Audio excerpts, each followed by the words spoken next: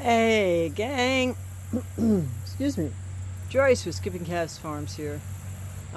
Fixing to take my Invitec Italia fogger for an inaugural test run. I don't know if you saw some of the earlier videos where I cut the comfrey back just pretty much to the ground. Within just a few weeks, it was right back where it was at. Isn't that amazing? That's such an interesting, useful plant. And if you're able to grow that in your neck of the woods, I would strongly recommend it. There's a guy online by the name of Coe, C-O-E. He's got both 14 and 4. I think it's 4 is the one that he recommends. So I went out and got a gallon of new gas, then checked my Stihl 50-to-1 oil, and it makes 2.5 gallons. So I don't know if you've seen these bottles, but there's 2 gallons, there's 2.5 gallons, so you have to estimate 1 gallon. Thank goodness it's a bright sunny day, and I was able to stand out here in the sun and use my finger up against, I can't make it work with the camera exactly, but I was able to stand with my finger against the side of the bottle like that at the line and figure out how to put the oil in. I mean, I'm always doing something crazy like that. So we now have our 1 gallon of fresh, real gas.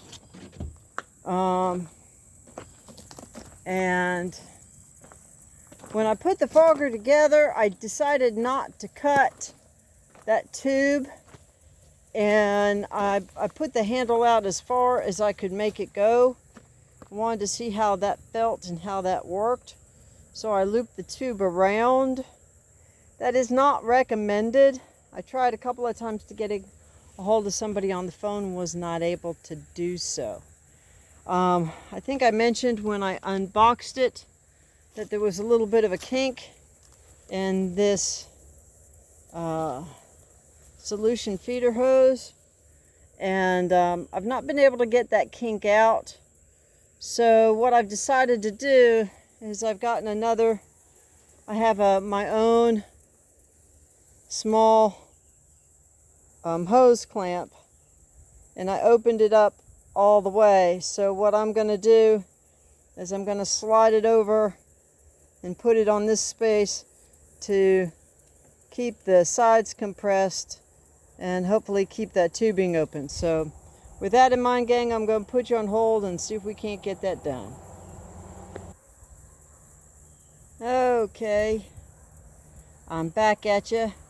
The clamp I had was actually probably a little bit bigger than what I really needed. So let's see if we can get it so you can see.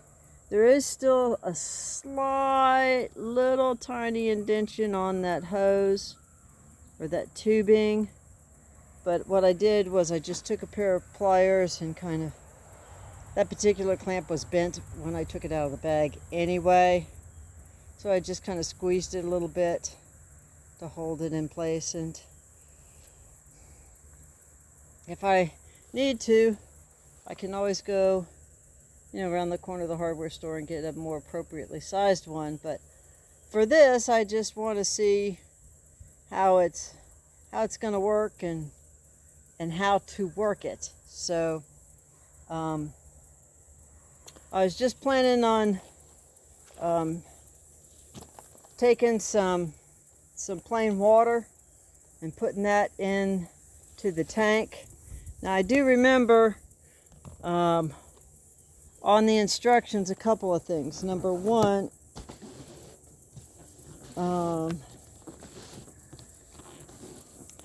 on this lid, it is attached, and you do not want to detach this lid. You want to just let it hang like that, because evidently, I think there's a Y over here. I don't know if it connects there, and that's what creates part of the suction. But I do know, in watching some of the other videos, it is not something that you want to do, because as you can see, that black tube goes down to where you can't see what it's doing, so you know it's got to be doing something. Maybe creating some kind of a suction on the fuel. I don't know. Also, on this unit, the bulb, oh, where is it hidden? It's hidden back here somewhere. Here's the choke that's off and on. And there's the choke. And so we will put you back on hold for a minute, put some fuel in the tank, and see if this little old woman can get this sucker started. This booger starter, I should say, pardon my language. Thanks for holding. Okay, it's always a good idea to read the instructions. We put in, I guess, what, a little bit less than a quarter of a tank, and the actual bulb location is hidden here, right here, behind these two tubes. So it's kind of hard to stand to the side, hold the camera when you're out in the sun. Let me move over here. I apologize. You are never going to get world-class cinematography from me, but I hope and pray that you'll be getting first-class information. So we're gonna put fuel in the tank. Step number 1. Step number 2 is to press the bulb multiple times. And where is it again? There it is. Kind of have to do that by feel. And it's stiff. It's a stiff bulb.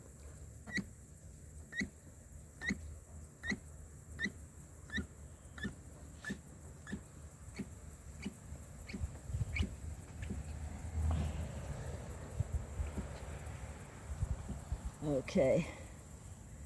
That should do it.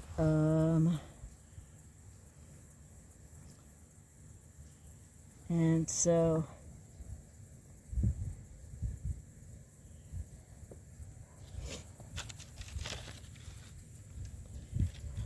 put the choke on,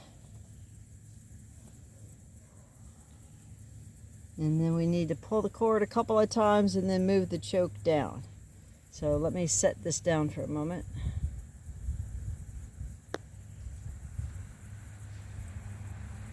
My camera doesn't like it when I try to touch the screen with my gloves on.